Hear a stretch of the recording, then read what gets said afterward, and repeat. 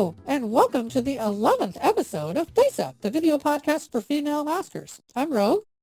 I'm Carrie. Welcome to our first show of 2022. I appreciate you tuning in to watch us again. We have a really interesting show this time. Rogue has made an interesting production.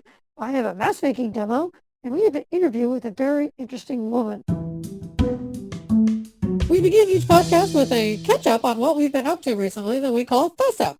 So Carrie, you're looking a bit different. Tell me about your new mask.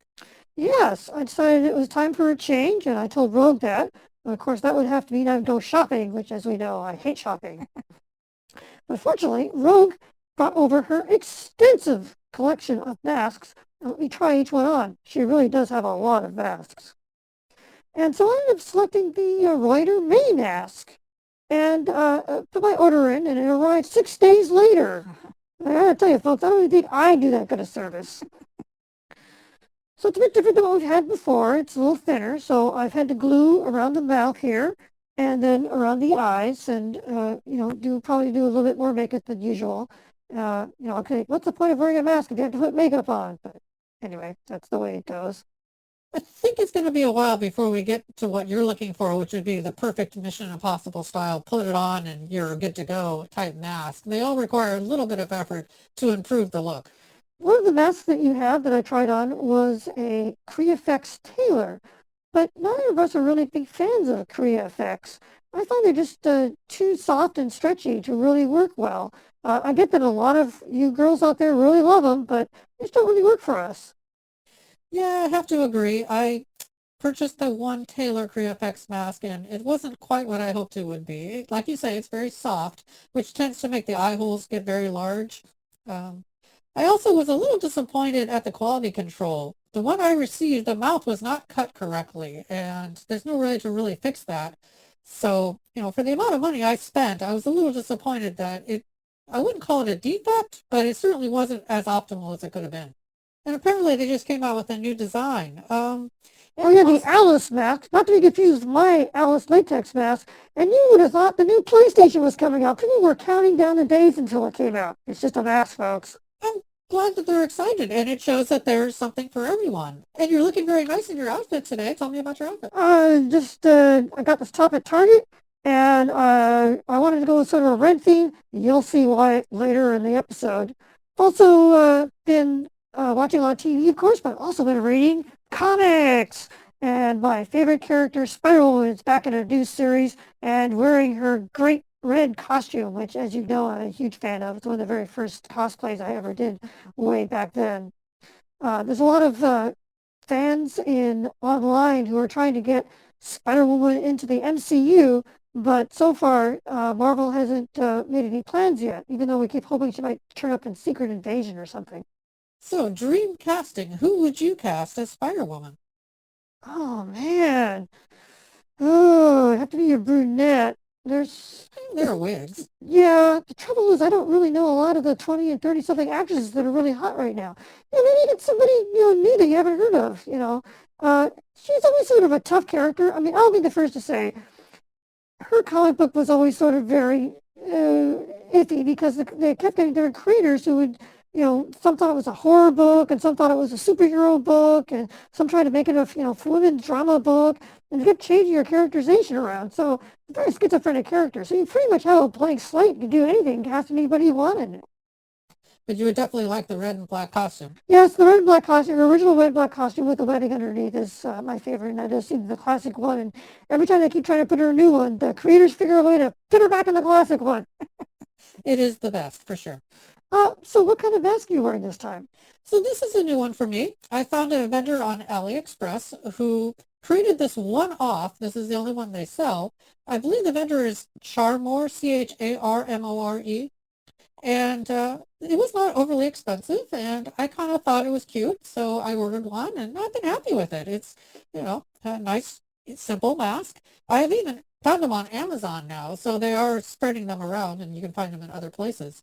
But I've been pretty happy with it. I thought that it was right for this character.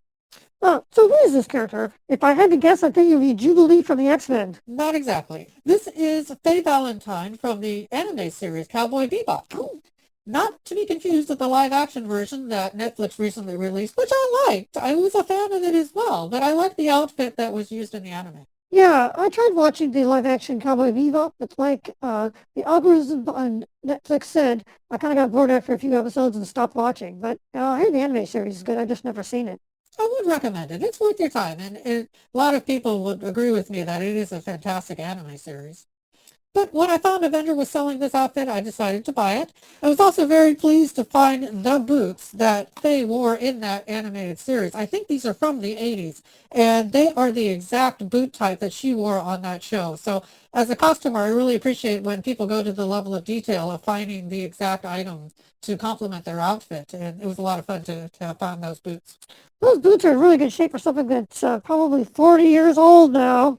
But they look great, they feel great, and they are the right move for this outfit. Yeah. One of the other fun things about the outfit is she has this red coat that is perpetually just about to fall off her shoulders. The only way to engineer that, to keep it from actually falling off your shoulders, I inserted a hidden magnet in the back. So between the yellow vest and the red coat, there's a magnet holding it together. And so that way it won't actually fall off. Wow, there's something that you never thought of. And you apparently are wearing a full bodysuit. What is that? Yeah, this is a suit from E. Young that I got. On the last podcast, I had demonstrated a pair of legs that used the floating point design, and this also has that same design to it. So I have found this to be extremely comfortable for long periods of time.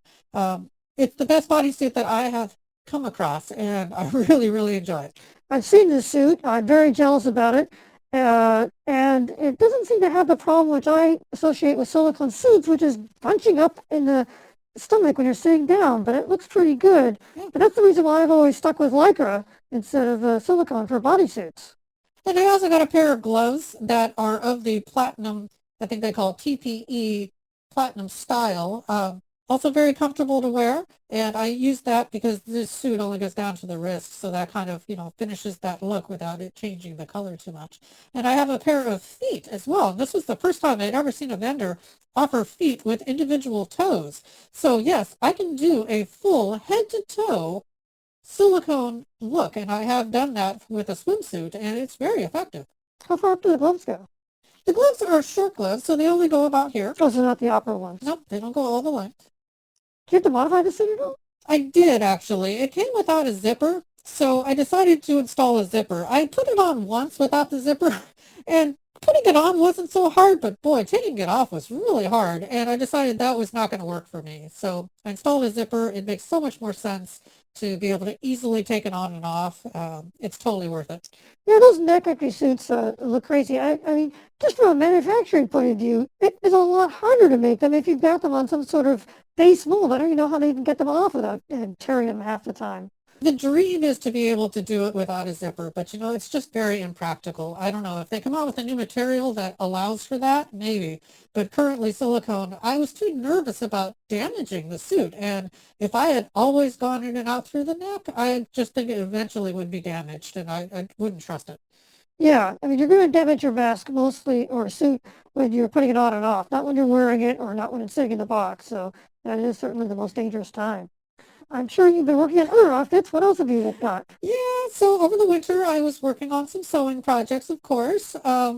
One thing which I think you'll enjoy, I made a Dr. Girlfriend from the Venture Brothers. Oh, yes, I'm a huge Venture Brothers fan. I can do a pretty passable imitation of the Monarch. I can't do Dr. Girlfriend, though. I used the pink vinyl that I had mentioned previously. We acquired a large roll of pink vinyl. And again, I was thinking of what can I do with this pink vinyl, and I saw that pink outfit and decided, well, I'm going to do this out of the pink vinyl, and that was a lot of fun. Cool. Do you think you could do, like, Molotov cop tees? That would be a fun outfit, but her body proportions are so inhuman that it's really hard to pull off. I've seen other cosplayers try to do that outfit, and it looks good, but it doesn't look like Molotov because her proportions are inhuman. You just can't do that in your body. So it works in an anime, but it doesn't quite work in live action. Another outfit I made was one that I had considered for the last podcast. If you remember the last podcast, we had an awards show bit at the very beginning. And I made this purple dress that I was considering using for that opening. But kind of at the last minute, I changed my mind, went with a gold dress. But I finished this purple one and took some pictures with it. And it's nice. It just It wasn't feeling right for that bit. And last but not least, I also purchased the Wonder Woman 1984 outfit as seen in the movie and used this E. Young suit with that, and it came out fantastic. I'm really happy with the way that looks. How many Wonder Woman outfits do you have, Rogue? Several? I'll leave it at that.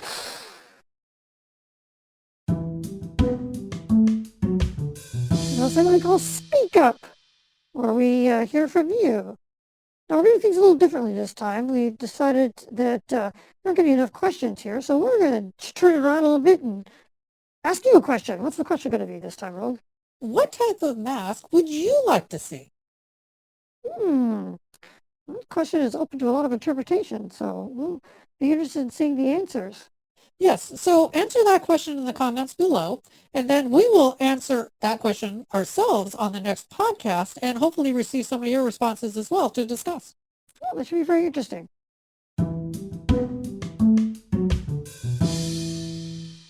The next segment of our podcast is makeup, where we give you a demonstration to hopefully improve your look. We have a special treat this time. Carrie is going to show us how she makes her masks. I use plaster molds because they are easy to make, easy to maintain, and latex dries in them exceptionally fast. Now, the thing about plaster is it's pretty heavy, and so you're going to definitely build up those arm muscles if you're hauling those things around. I pre-tint my latex using acrylic paints to get the skin color I want. The first 2 layers are brushed directly into the mold using a brush that has been dipped in soapy water so the latex won't stick to it. I let the first coat dry a few minutes before applying the second. This is what will form the outside layer of the mask, and this way there are no air bubbles or imperfections. After the second coat is dried, I close up the 2 halves of the mold with a banding strap and then pour in a bottle of latex. I swirl it around, drain out the excess, and then let it sit for an hour on a piece of plastic to let it keep draining and get a nice even coat.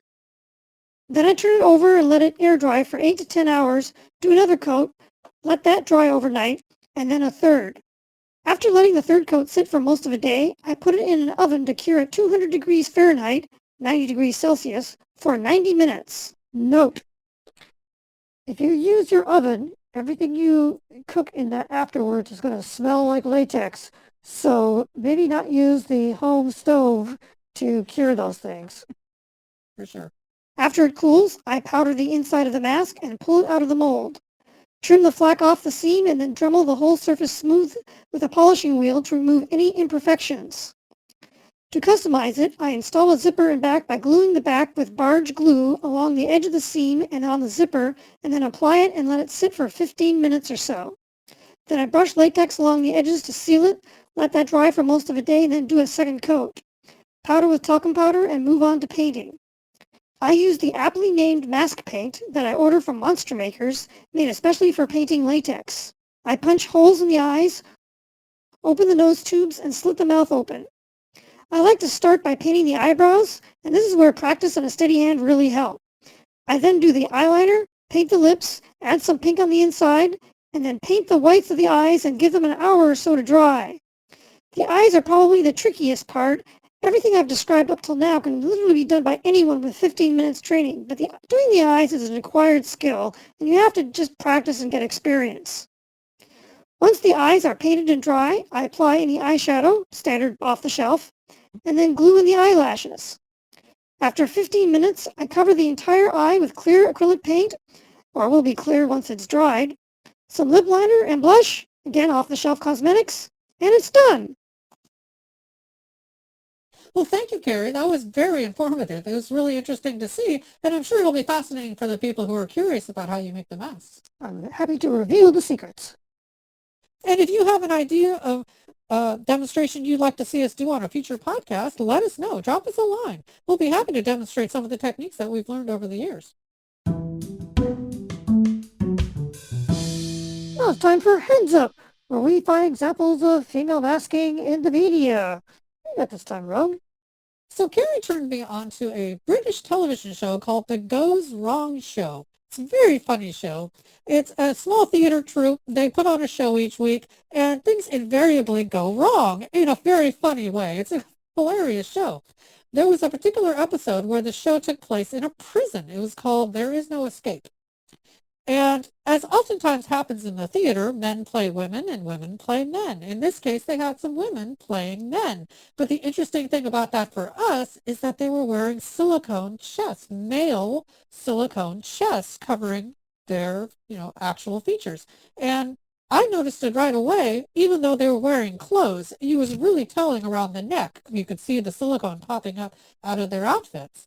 But later on in the episode, they had a shower scene where they had their clothes off, and it was very obvious that they were wearing these silicone male chests.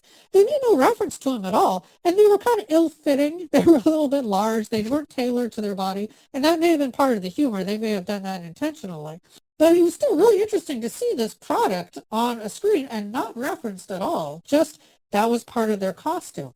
Yeah, I think it's the sight gag and the fact that this company doesn't have enough men to fill all the parts. Like, oh, just have the women do it and put them in these outfits. And I think being ill-fitting is sort of part of the joke. So I'd like to see more of that in the future, and I'll just keep looking for it wherever I see it. Yeah. So what did you see this time, Karen? I found some recordings from the No Name Company in Switzerland. They put on the theatrical productions, and they had two that featured old lady masks. In one, there's an actress sitting on the side of the stage. There's also an audio-visual element going on at the same time, but she's live action on the side, preparing a mask. She does the hair up, and she does the makeup, and at the very end, she puts the mask on, walks in front of the screen, and the show's over. That's it.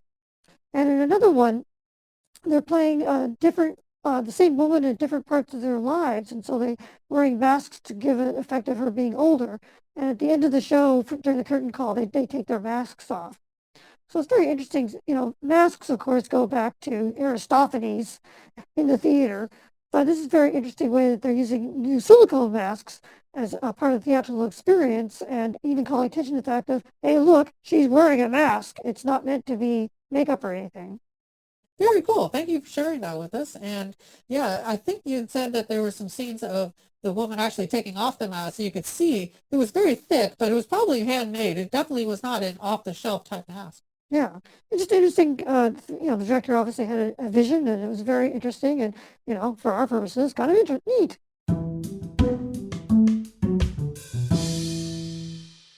And now the next segment of our show is Show Up, and I'm excited to share a feature that I've been working on for a long time. It's a musical, so if you know the words, sing along.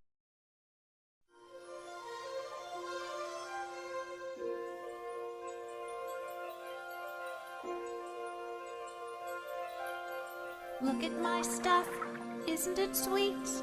I've got the most things and I think that's neat. Wouldn't you think I'm the girl who took everything?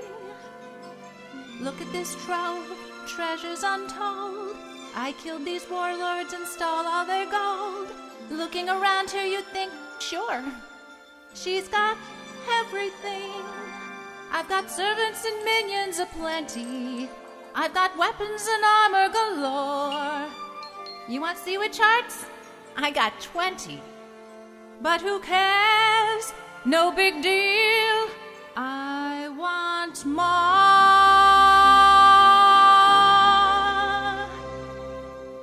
I want to rule where the people are. I want to see them screaming. Running around on those, what are they called again? Feet. Kill all your foes and you'll get real far. Tridents are required for stabbing, slashing, turning them all into, what's that word again? Meat. Up where they walk, up where they run, up where they hide away from my gun. All on their knees, wish I could be queen of the world. What would I give if I could rule out of these oceans? What would I pay to spend a day queen of it all? Betcha on land they'd fear my hand. Bet they would die under my slaughter. Men and women, sick of living, ready to fall. I'm ready to own what the people own. Kill all the soldiers and take their treasures. I'll use some fire and, what's the word? Burn! When's it my turn? Wouldn't I love to destroy the world up above? Out of the sea, wish I could be queen of the world.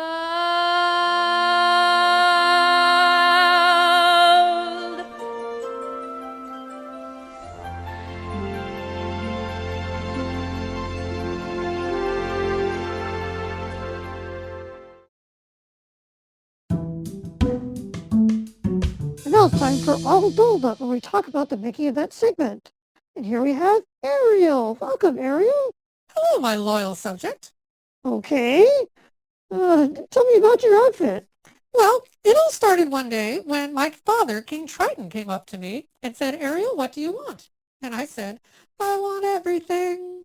And he laughed at me and he said, well, Ariel, you can't have everything. He's dead now. I have this trident, though, and I've used that to get everything I ever wanted. How did you make that outfit? Well, my Under the Sea friends helped me, actually. So, starting with the top, I have the dingle hopper that I received from Scudder that I put in my hair. I have the shoulder pauldrons that I use conch shells and orca skin. And I also used the orca skin for the arm braces and painted some seahorses on them.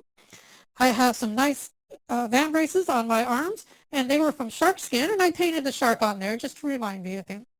I have a nice purple coral corset that I used because it has that sand look to it, which reminds me of what it's like under the sea.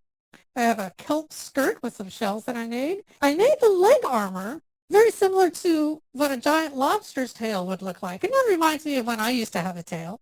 And of course, my eel skin boots made from genuine eel. I also have a shark tooth necklace that I made, and I use a snarf flat that I can use to call in my friends if I need them in battle. My sea friends were so happy when they learned they'd be giving up their lives so I could make my armor. Okay. But in all seriousness, what made you want to make a battle warrior version of Ariel? Well, it was my friends, actually, who talked me into this. They wanted to do a masquerade entry at our local convention with battle armored Disney princesses. And we have a Snow White, we have a Sleeping Beauty, and I chose Ariel because of all the fun potential for all the things under the sea that you could use to make the armor. The shells, the trident, all those fun things. So that's the one I chose. That's a great song. Who did the singing? That was my friend Dee. She recorded it for me, and I wrote the lyrics and edited it all myself. Now, in our masquerade entry, we'll be singing a little snippet of each of the songs that are iconic for our characters. So I only got to perform a little bit of that song, but you got to see the entire thing. Yeah, you two did a great job. It sounds really professional, and I'm really jealous. Oh, thank you. Well, thanks for sharing your video with us. Thanks for having me. And that brings us to the next segment of our show, Talk Up, where we interview a masker in the community. And this time, Carrie interviewed Valera from the Bay Area in California. My name is Valera. I'm from Bay Area, California. I've been doing this, whatever you want to call it, for the past couple of years now. This being a demon persona, right? Mm-hmm. Yes, this is me, you could say. What inspired you to do that? At the risk of telling a whole life story, I would say I've always enjoyed masks in general, and then silicone masks is kind of what got me to where I am now. When I got my first mask, it was this one. Not this exact one, but the same style. And I remember when I first put it on, it was not just something that looked nice. It wasn't just a very simple fetish or anything like that. It was a deeper connection within myself that I've since latched onto and just continued to explore beyond that point. What kind of mask is that? It's from Immortal Masks. They do a lot of quote-unquote monster masks, if you want to call them that. One of the top 2 companies to do it. Do you think there's anything in your past or some sort of experience you had that made you interested in demon iconology? That's kind of been a part of my self-exploration, is why a demon, and I've actually been incorporating it into my therapy as well, and she's been helping me ask those kinds of questions, like why a demon, what kind of history relates to, like, why do I connect to it? And I think the biggest connection I've made recently is demons, especially in the context of like Lucifer and whatnot. It's all about rejecting the norm, going against the grain, whatever other people tell you to do, challenging that, and then doing your own thing.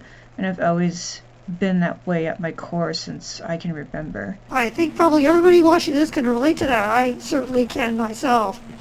A lot of people mask for either to disguise themselves, to, play a character, or, to look sexier. But for you, it's a lot deeper than that. You have a more intrinsic reason, right? Yeah, I do. It's, I initially thought it was going to be just a fetish or something that looked nice, but it's become, I don't want to say it's become a part of me. I feel like it's kind of revealed a part of me that was always there, and I just never knew that it was there until this physical connection just dawned on me.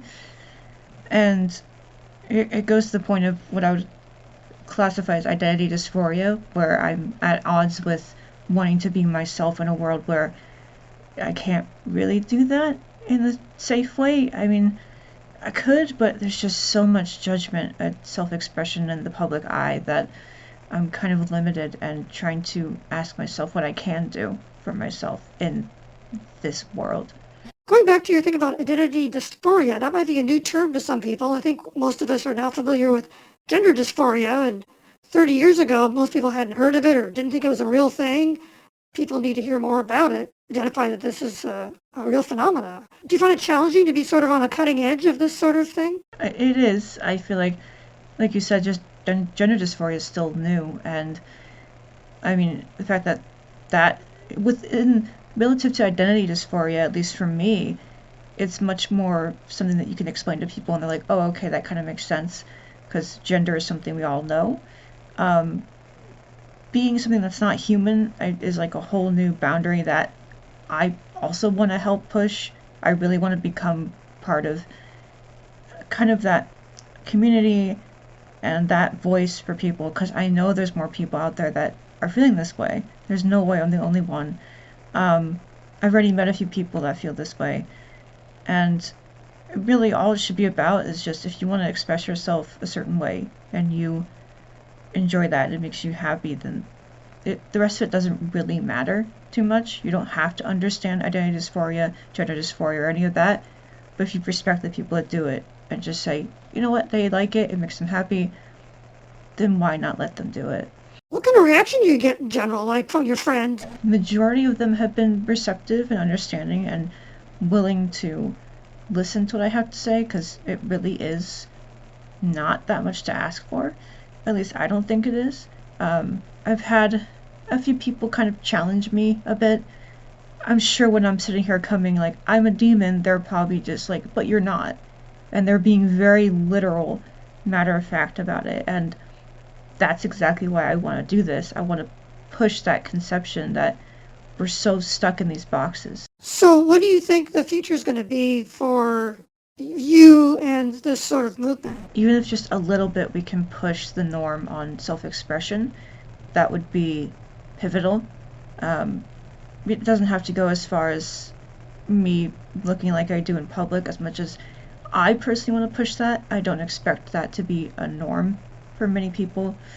I think that in general would just help many people within both identity dysphoria and just general happiness of being ourself, no matter what that is. Well, I couldn't agree more. Valera, thank you very much for being on our show. You are our first genetic female masker we've on here, and you have a very interesting look at masks, and hopefully people will start thinking about them a bit differently because of you. Thank you for having me. If you'd like to be interviewed on a future show, we're looking for maskers in the United States and overseas. Drop us a line. Maybe we'll consider it. We can do it from the comfort of your own home. We'll be here and you'll be there. We just do it over the internet. Well, time flows like a river, and it's time to wrap up another episode of Face Up. Thank you so much for watching. And again, if you have any comments or suggestions, feel free to include them in the comment section below. We do read them, and maybe we'll consider your comment for a future podcast. I'd like to plug my website, maskon.com.